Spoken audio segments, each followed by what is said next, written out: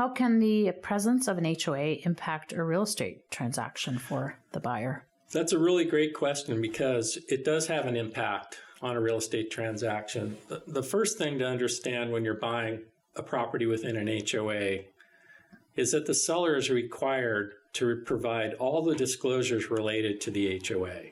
And these documents are made available to a buyer during the sale transaction. And most purchase agreements have a contingency for the buyer to approve of the disclosure documents. Also, if you need a home loan to purchase your condo or your home that's in an HOA, your lender needs to add the monthly HOA fee into your debt-to-income ratio for qualifying purposes. So what does that mean?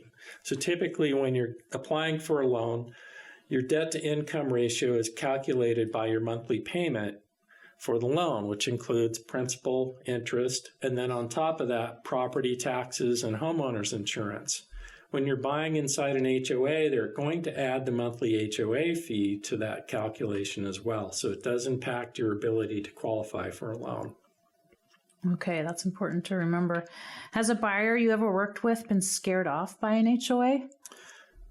Yes, that's not altogether uncommon, especially when the monthly HOA fee is a lot higher than the average fee of competing condos for sale, or if there's a substantial special assessment that has to be assumed or absorbed by the new buyer.